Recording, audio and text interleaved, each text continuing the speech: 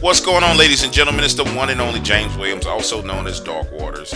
And this is Dark Waters Radio. I have a very special guest with me today, a man who's dear to my heart. You guys know how I am when it comes to family, right? You know that family means a lot to me, and it's something that's very dear to me. You've heard the story about my sons and I, and how I made a covenant with God when I was suicidal when I was 18, and he promised me I would have two sons, and he told me their names. Well, those two boys were born. All hell broke loose. Things went up, things went down, things went left, things went right. But I kept that covenant and never abandoned them. And I met this gentleman, Jordan Hips, who I'm about to introduce you guys to, while my sons were going through their challenges with basketball, which you guys heard about all that. You know, I talked about all that publicly. And I wanted to find a way for them to transition from away from what everybody thought was the cool thing to do towards what I knew they needed to do. And I'll tell you guys the story real quick before I bring Jordan in. We're in the gym every morning at like 4:35 a.m. They're shooting hoops. And back in those days, we would play like Christian motivational speeches. And Eric Thomas, which you guys know, I know Eric. And they would shoot. You know, they would shoot hoops. I would go work out, come back. We talk about early in the morning. There's very few people in this gym. Then one morning, I see this guy in here doing this training. And I'm watching the training. I'm like, okay, this is like boxing training. Then I'm watching some elbows being thrown. I'm like, okay, that's not boxing. What is this? So I'm watching. I'm like, okay, this dude know what he's doing. And then finally one day I just say, hey man, what are you teaching? what are you teaching?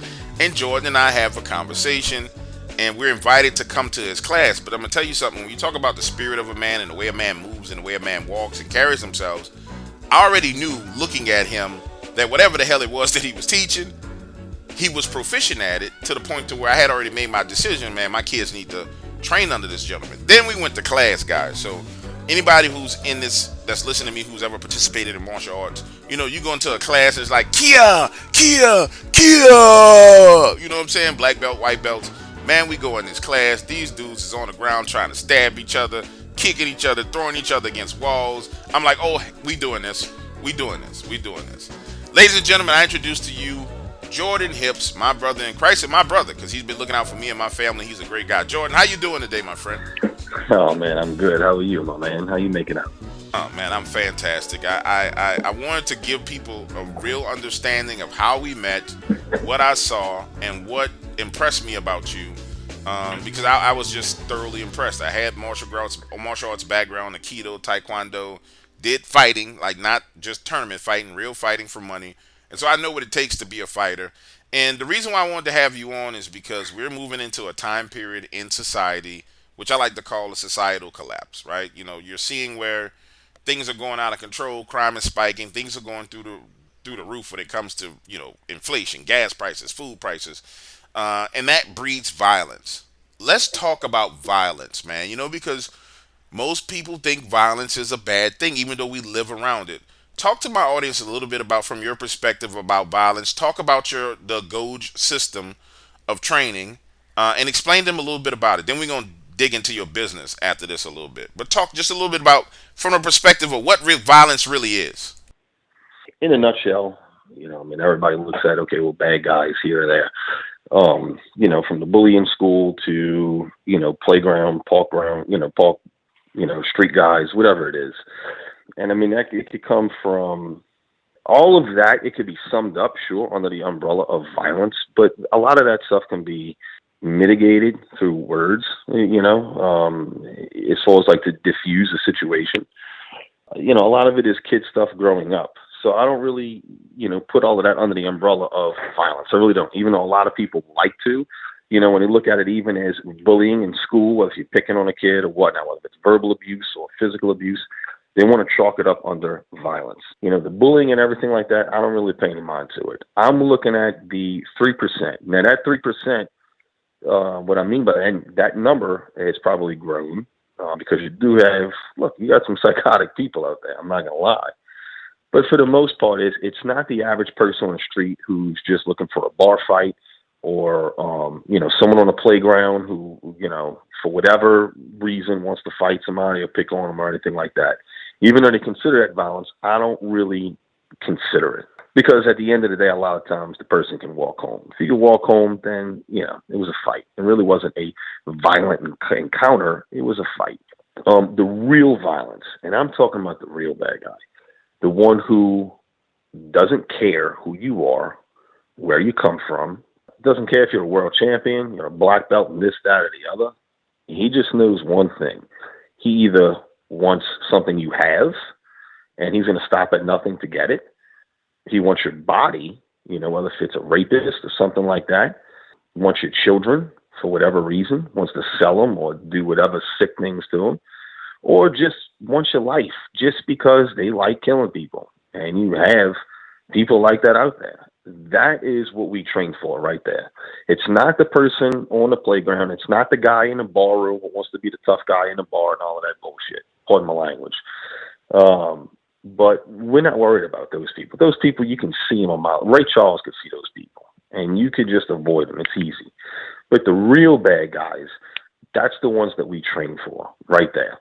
But the biggest problem that I see, the number one problem, today, not just here, but all over, is the absence of God. That's what I see.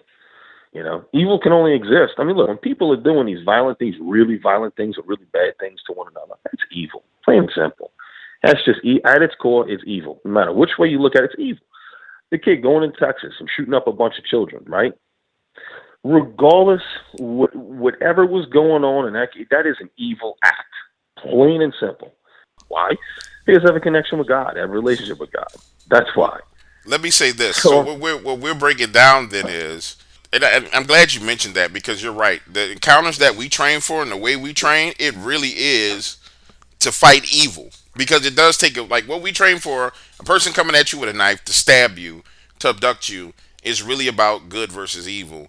And it takes an evil person to do some of those deeds. Whether they do it with a gun, whether they do it with a knife, whether they do it with a hammer, whether they do it with a vehicle, it's evil, right? And well, let's swing back to one thing. I took a note of this, Jordan. I want to get your opinion on this. Remember earlier you were talking about bullying, right?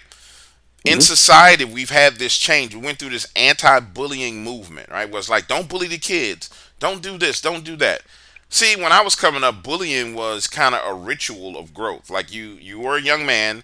At some point in time, somebody tried to bully you, or you were the bully. Through that ritual of growth, you got bullied, and then you whooped somebody, and you stopped being bullied, or you went too far and you became the bully, and then you bullied, and then somebody whooped you, and then you kind of came back center of the road. When young men don't go through that experience, they end up being extremely weak. They really do, because now at any point in time, when anything happens, it's like, oh, they fall apart because they never were bullied. What's your opinion on that? I agree with you fully. I think they become weak emotionally more than anything.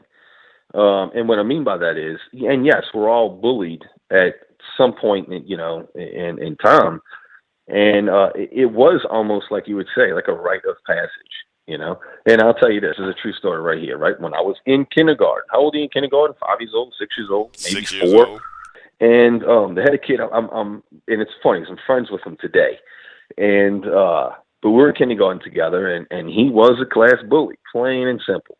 And he used to always bully me and my who was like my brother. And we'll probably get into the story of him later on. Joey, I'll mention his name. Joey and I were like brothers, and it's an interesting story with us too. But from 4 years old up until 23, right before he was going to make 24, we were best of friends. We were like brothers. And at 23, I say, I stop it at 23 because he was murdered August 5th, 2005.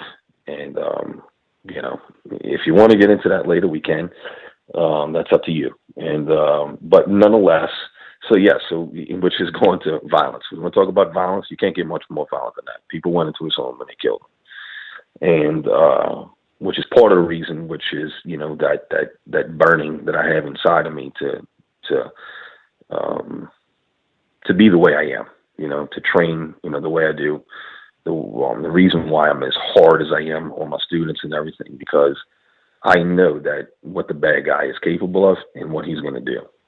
and you need to know what to do to stop it, plain and simple. But going back to when we were young, there was a dude in there that used to bully the crap out of us. I mean, he'd pick on us and all this kind of stuff, right? And I'm the youngest of four. I have two older brothers and an older sister.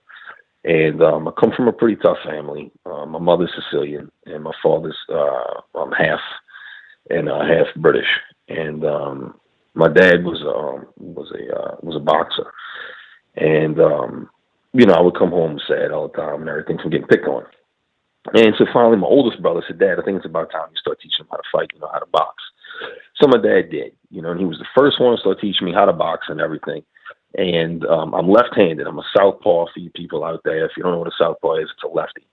But he had me fight in a right-handed stance, and he was teaching me, not only, it wasn't so much, I guess you can look at it as how to defend myself. He was just teaching me the sport of boxing. He didn't look at it as, oh, look, come here, look. He first taught me my stance, how to hold my hands. He had me and my dad and my oldest brother. I'll never forget this. I'm a little kid. I'm in kindergarten. My oldest brother goes, "Dad, why are you having him fighting like a right-handed person in a conventional stance?" Because my oldest brother was right-handed. I was the only one who was left. Me and my middle brother are the only two that are left-handed. Excuse me. But my dad was a southpaw.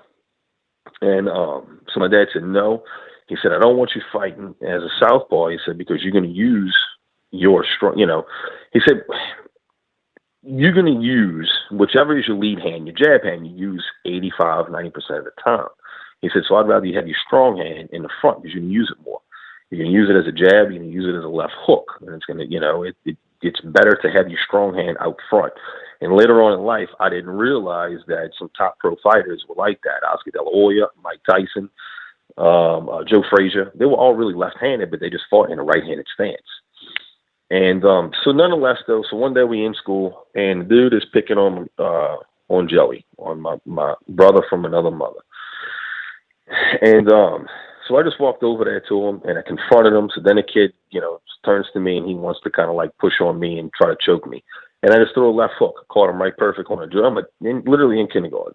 Threw a left hook, landed on a jaw, and actually by this time I think we're in first grade. My apologies. But I caught him flush on the jaw, and the kid starts crying. I got in trouble, but it was well worth it. And yes, from that day on, the bullying had stopped. It's one of those, so it is. It's a rite of passage way. It's something in your life that you are going to get confronted with, and you have to deal with it. Regardless, it doesn't have to be through a fight, but you have to deal with it. Because throughout life, you are going to get smacked in the face, whether it's physically or whether if it's, through some other, force, if you will. You're going to get smacked in the face with something, okay? And these somethings, that's going to build up your character. So I do think that people blew it out of proportion, and I am very sorry for those out there. Listen, I sympathize for parents who lost children from suicide because of it. I feel for them. My heart does go out to them. I really do. Pay attention to your kids. Be present. See them. Read their body language. See what's going on. Ask questions. Help them. My family, at least, look, and I didn't have the greatest father growing up, believe me. My old man, was could be a not so nice guy at times, but he recognized that. He's seen that something was wrong, and he helped me when I needed help. And that right there, that little bit shaped me up. It helped me throughout life, because you're going to get hit with different things, and you have to know how to deal with it, plain and simple. So, yeah, I do think that people have gotten too coddled. They rush the gun, too quickly. But it's a rite of passage. No, it is a rite of passage. Before we got to the point to where society got weak, it was a rite of passage, and it's what men need to go through. And that's I wanted to circle back to that because I think it's important that we highlight that for any parent who's listening who has a young kid, and I'm not going to touch on it more, but let me say this: if you're a parent listening to me, you got a young kid, and he's having problems at school, the best thing you can do for that young man is start teaching him how to defend himself, because this is what happens when you teach your son or your daughter, honestly, how to actually physically defend themselves. You're interjecting that into your bloodline. It's no different than, people want to send their kid to Harvard or Princeton or Yale because the value of that education for that child. Well, when we start talking about developing an individual, developing a child, the base core of confidence is having the ability to defend yourself. And Jordan, you can attest to this. Like my sons, James and Jonathan, they're quiet, they're humble, they're cool. But if you mess around, you're gonna find out. But if they don't, because they're trained. They're not bullies because they know what they're capable of doing. So most people say, "Well, I don't want to train my kid that way because then they might be a bully." No, once you really understand what violence is, then you rarely use violence. You try and avoid it because you know what you can do to a person. Anyway, Jordan, let's switch to the next thing. So we got you growing up here in Louisiana. It was Chalmette that you grew up in, right? So Correct. Chalmette, Louisiana, It, right outside of New Orleans. it is. It's with a lot of traffic. It's about 10 to 12 minutes east of New Orleans, of the French Quarter to be exact. Right. So you grew up in Chalmette, Louisiana, which is right outside New Orleans. Clearly, you were in a fighting family. And I remember over our conversations, you got into boxing. Then from boxing, you got into other martial arts. Where would you say that it all started to coalesce for you to develop the Agoj system? Like and articulate just a little bit better what the Agoj fighting system is. I'm in a system, so I can articulate it. But you, as a developer of the system, just articulate what the system is and where in your mind was the original starting point of that system. Like, this is what we're doing because it's very unique compared to anything else that I've trained in. It is. It is different. It's very situational and scenario driven. Um, but what, in its essence, what we do is we teach people how to protect, and that's a slogan: protect what you love.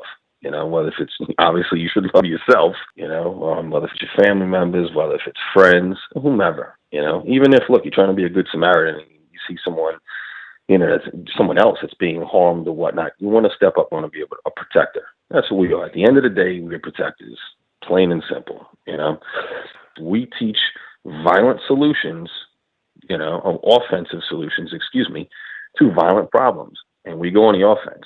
So it's self-offense when dealt with violence, and violent encounter and adverse situations.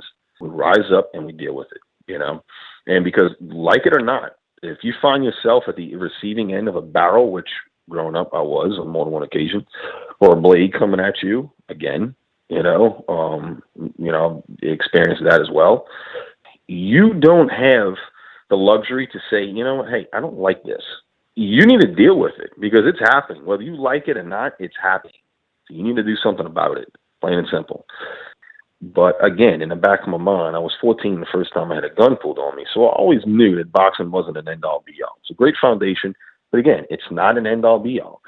And it was also growing up, I mean, again, on the street, when it's just you and one of your buddies and you fighting 6, 7, 8 people, it's hard. You know, when all you know how to do is just throw your hands, it's hard. Unless you're knocking people out one at a time, you know, man, look, it's gonna be rough. You know, especially when some of these dudes may pick up a brick or rock or pipe, whatever, to have at their disposal.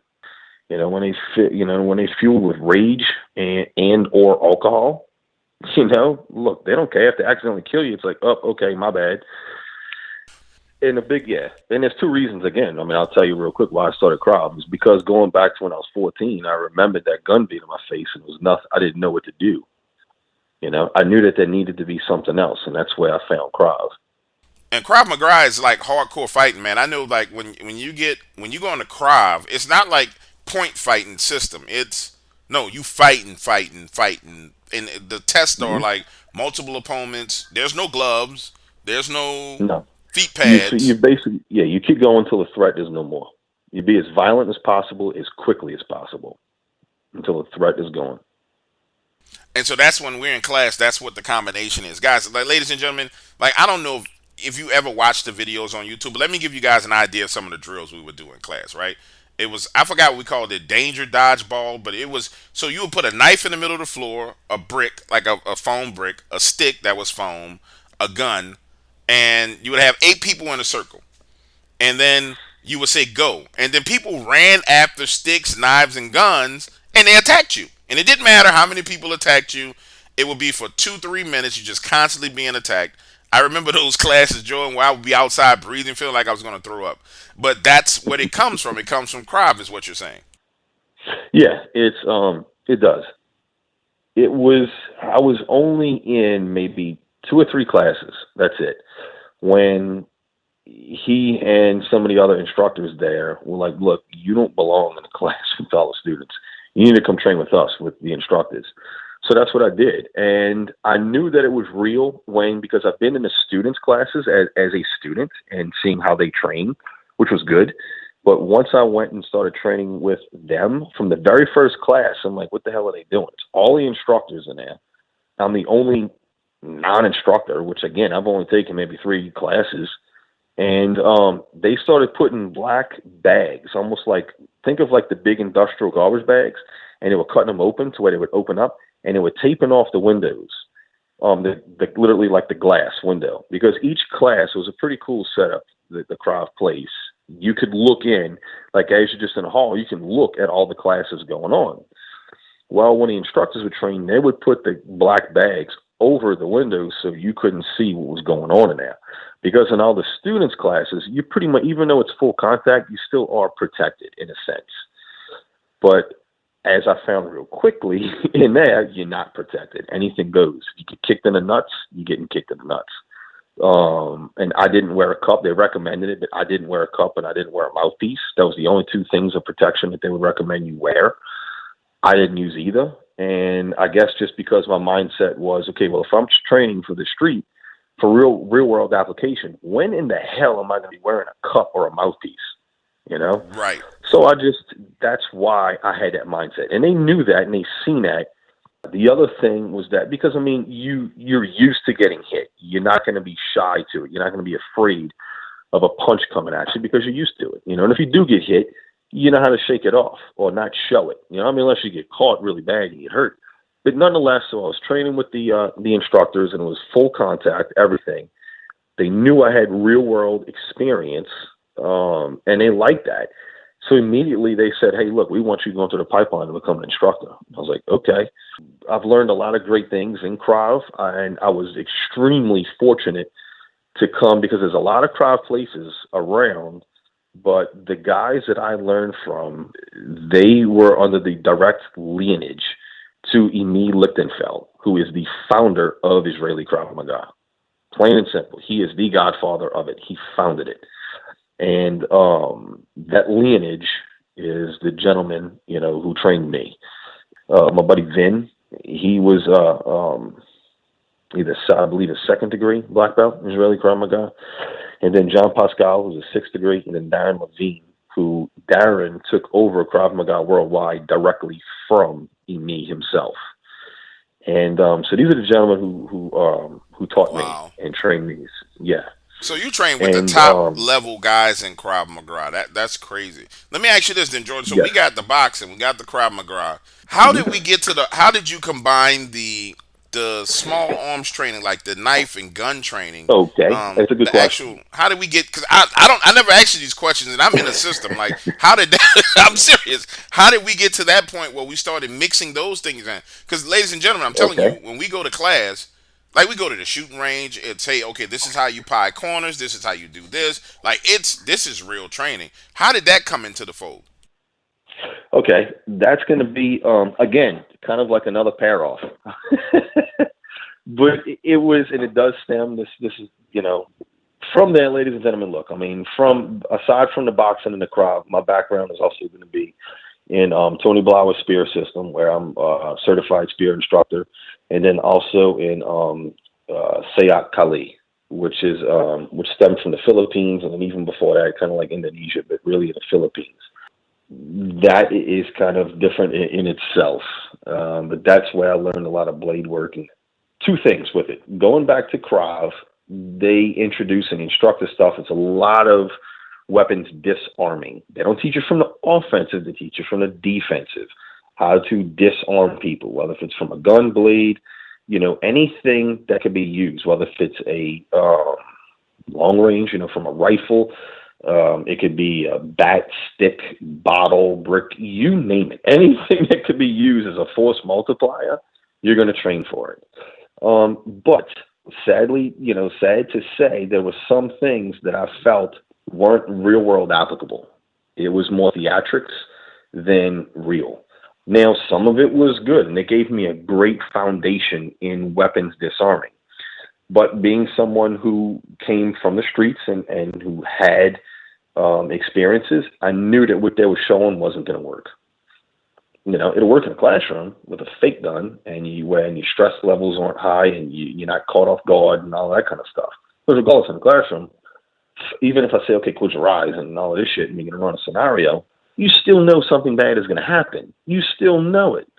But let's say you are at a cafe and you're sitting outside, and friggin', you're either buried in your phone or you even just lost in your thoughts because something, is going on in your life that's causing you to be emotional or whatever. Just your awareness is just dulled, okay? You're not going to see that threat coming. And then all of a sudden it's just on. So your reaction is going to be different. In the class, that was what I was seeing. And I even came to that realization even when I was younger, and there were just some things that I would kind of argue about with him. I'm like, look, this ain't gonna work. This is bullshit. And I'm like, look, this is choreographed. I know how, how's about you don't tell me how you're going to attack me and just, look, if you clip me, you clip me. But, let's make it as realistic as we can. And I was seeing flaws with it. I really was. The basic principle of redirecting firearms, get out of the line of fire, controlling the weapon, those things, yes, the principal part of it was on key. But there was too much choreography in it, and some of the things were just too many moves. It's like, man, look, what if my hand's broken? I'm not going to be able to do that. I can't, So there were just some things that I seen that was flawed. And so from that, I came across Tony Blauer. And a lot of things that he was doing was scenario-driven. And I don't have to explain who Tony is. You just go to YouTube or, Instagram, whatever, and you'll find out what Spear System is and who Tony is. And long story short, I got to go train under him and became certified under him personally. Not his cadre or anything like that. It was literally from him. And that's where the scenario stuff came, implementing in what we do. Now, as far as the offensive side and everything that we do, because look, our system is pretty much broken down into 3 phases. First phase that we do, whether if you know this or not, but the way how I gear it is, first phase, you learn striking. You're learning punching, kicking, knees, elbows, all of this fun stuff, how to get out of, towards the end of that phase, you're also learning spear, which is your airbag, if you will, or your bridge into your next move, whether if it's going to be to have to elbow someone, kick them, punch them, whatever. Headbutt, face rake.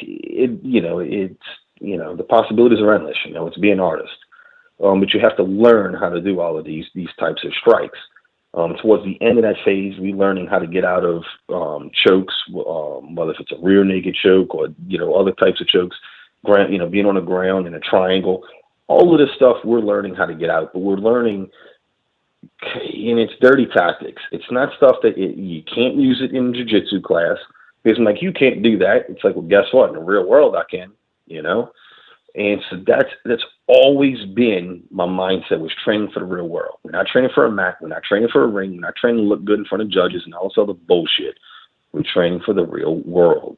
So everything that I would do, some of the stuff I would do it even almost on a fly, because I'm like, is this going to work if I'm really in this situation? What's going to work right here? What's not going to work?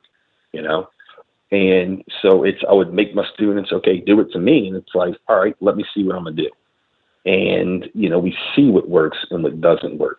So after that first phase, then we get into the second phase, which is disarming weapons. And we do it in a way that I think is the safest way. From all the other stuff I've done, it's cutting off all the fat and everything like that, and just giving you the meat and potatoes. This right here is the most practical and ideal way to avoid getting stabbed or avoid getting shot or avoid getting smacked in the face with a baseball bat, brick, machete, whatever it is. Then in the third phase of training is we're learning the offensive side, how to deploy, if you're carrying, how to get your tools into the fight, whether if it's your gun, your blade, how to use it properly in a fight. And that's where we start running a lot of scenarios, okay? And sometimes in the scenarios, I make it to be where you have no weapons, and you just have to deal with the threats as they come. Sometimes it's okay, get to your tools. Okay, I just want you to be able to get to your blade and use it effectively in this manner. Okay, get to your, to your firearm. Okay, get to your blade as a means to be able to get to your firearm, And a lot of that came in. It was a pair off again. A buddy of mine in special operations and naval special warfare. And this is pretty much where I first started teaching. Besides, the boxing with my buddy Vin and Krav, when I formulated my own business, Goj, a buddy of mine, when he was, whenever he was in town and whenever he would come back, again, he was an operator in naval special warfare. I'm not going to say which team and everything like that, but because he is still active, so I'm going to keep his name anonymous and which team and all of that kind of stuff out of this. When he would come in, he knew my background as far as when it came to combatives, so he wanted to work on that. So I would. And so we would, basically I would train him, all this kind of stuff. And then it got to be where it was him and another buddy of ours who's a detective. And so I was working because you kind of need a partner, to be able to do this kind of stuff with. I mean, it's kind of hard for me to just teach somebody one-on-one because they're not seeing it. If I'm doing it to them and they kind of, their body's contorted in some kind of odd position, they don't see how I arrived at that point. So that's why I tell people, look, you at least need a training partner. And so those two started training together. And by that, though, from my buddy, I was learning, some offensive stuff with, getting your tools into the fight in terms of getting your firearm into the fight. And then from there, I mean, I just, one of the things that I was really, really good at, even as a kid, I was a huge student of recording fights. Especially like even as a kid, I mean my three favorite fighters was Rocky Marciano, obviously because I'm 3/4 Sicilian, half Sicilian. So in the household, it was like it was God, it was Jesus, the Blessed Mother, and Rocky Marciano. I mean that's how it was growing up. Coming from it's that Sicilian household. And but as a kid though, I think I love Marciano mostly because of my heritage, right? But as far as styles, I mean, obviously I was also a huge Mike Tyson fan and Roy Jones Jr. fan, and I would record Roy Jones's fights a lot of times, and I would watch them over and over and over, and I would try to emulate that in the gym, and then from the gym, then sparring, and then from sparring into my amateur fights. And, so that was the greatest teacher for me, was watching those kind of guys. And, and then, you never want to watch a bad fighter because you pick up bad habits. You watch really good fighters, you pick up good habits. And the same thing was throughout, the Krav and then also in Spear and everything else. So besides that, though, so I mean, again, I'm with my buddy, I'm learning how to deploy, my firearm. But again, I would just play around with it more and work for different scenarios and whatnot that I would just do and test and see. And it got to the point where it was crazy, but it was almost like then it became me teaching them, like years later, full circle, where my buddy and his team, he's asking me to come in and work with him and his teammates, his troop that, for their next deployment, they were going to be going in an area where there was going to be mostly covert operations, meaning they were going to be in civilian attire. They weren't going to have, plate carrier on or anything like that, be in military vehicles. They would be driving local vehicles, dressed in, as civilians, if you will. And the only weaponry that they would have besides their brains is a handgun and a blade.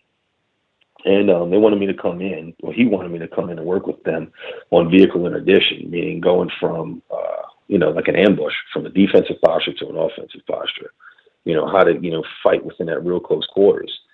So it was kind of crazy that at first I went from learning from him on you deploying your gun to being, the guy that, hey, they asking me how to do this. Jordan, I'm 100% with you, man, and I thought it was amazing.